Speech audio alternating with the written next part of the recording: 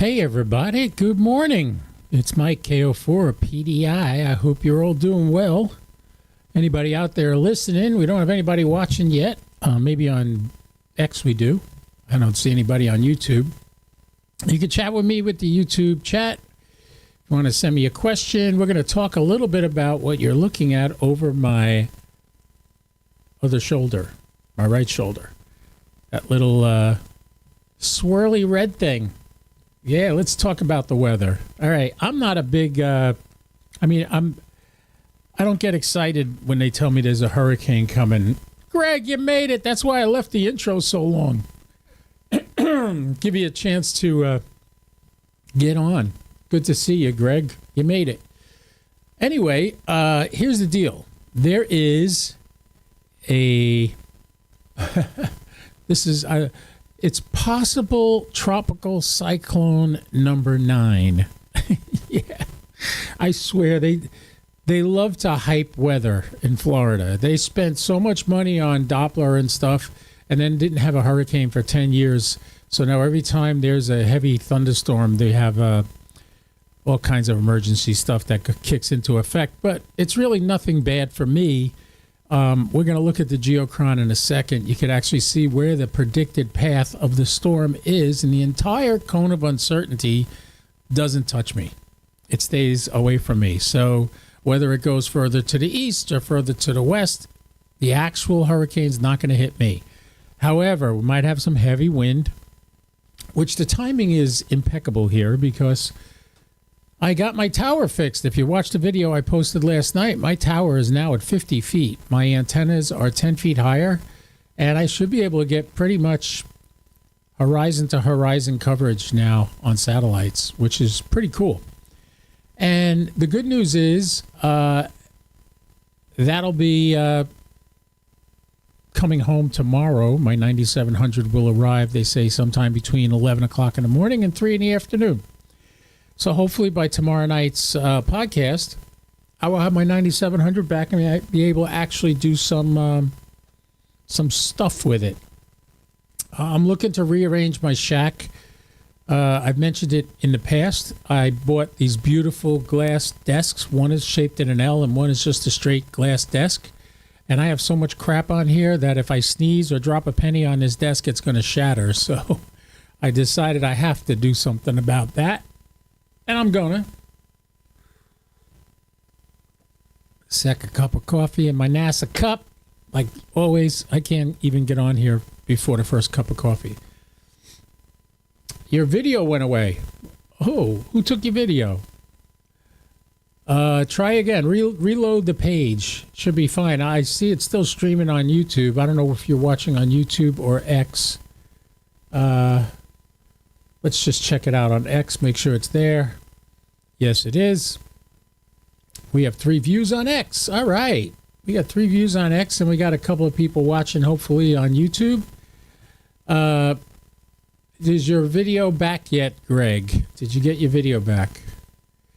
I would highly suggest that's something on your end. Anyway, let's talk a little bit about... we're going to be doing some satellite passes starting tomorrow evening. I don't care what satellite it is. I'm going to try to get one. I'm so jonesing for a nice satellite contact on my 9700. So the radio should be back tomorrow.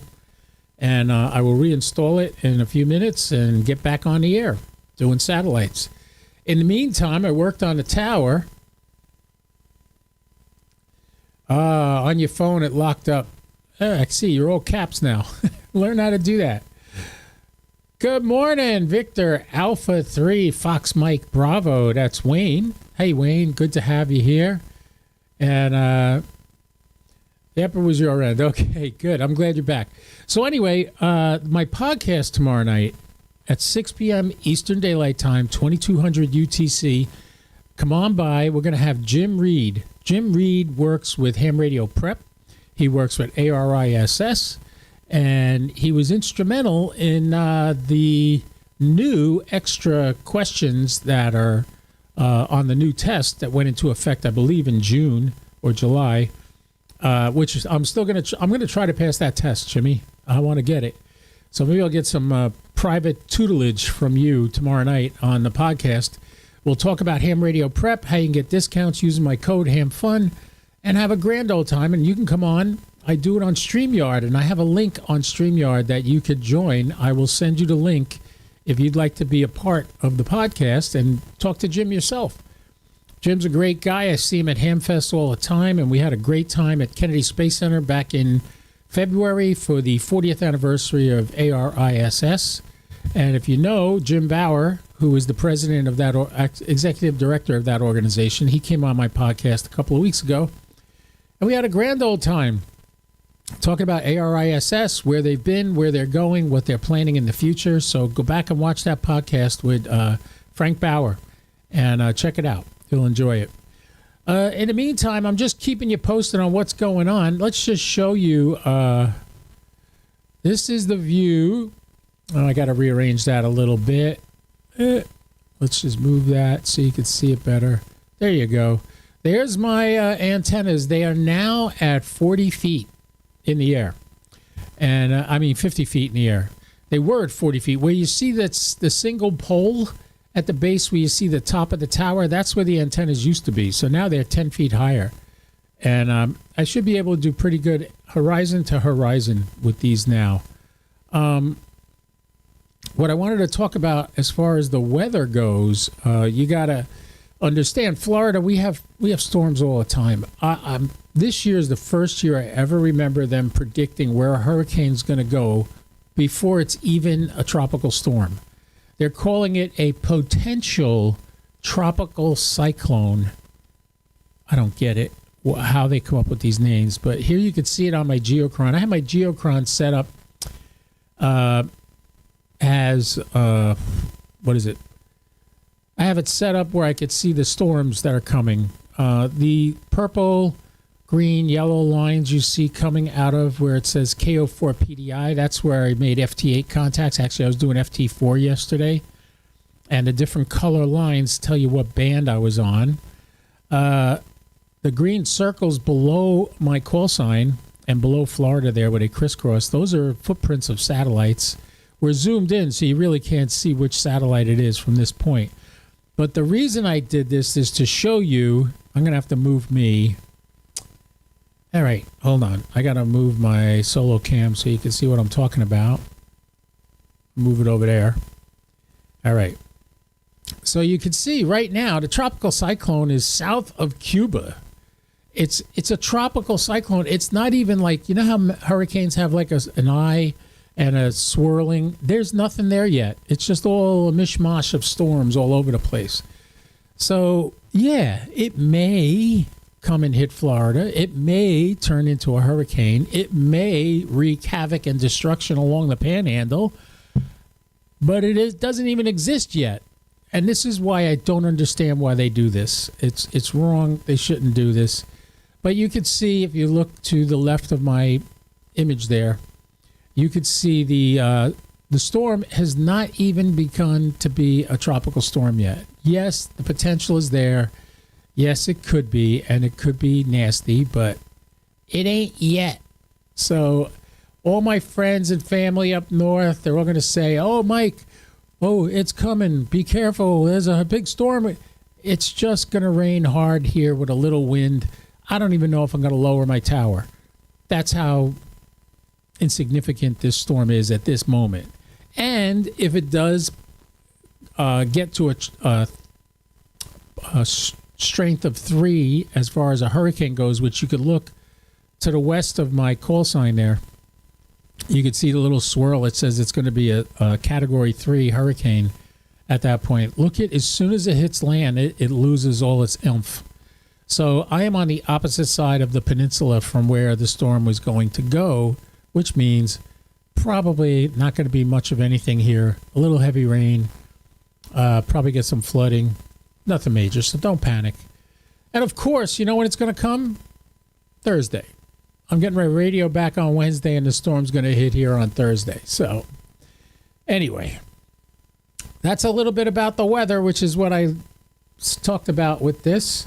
And but by this time, by tomorrow afternoon, I should be back on the birds. So look for me there. Anybody got any questions? Anyone, anywhere? Any questions at all? Come now. CQ.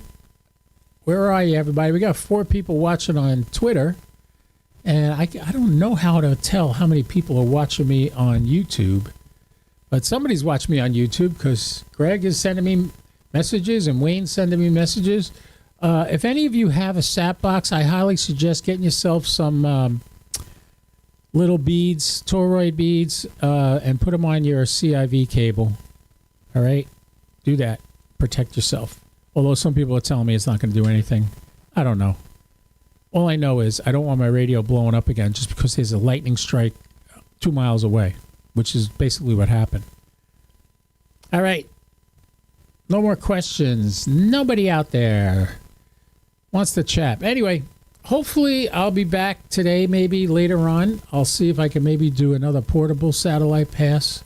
I did get one QSO yesterday on my Retrievus radio hooked up to my tower antennas. I did get one QSO with the Norwich Free Academy of Amateur Radio and Engineering Club. That's who I talked to yesterday. Whiskey 1 Hotel Lima Oscar. And that was pretty cool. Okay. Greg is programming his MD UV390 with Open GD77 as we speak. That's cool, Greg.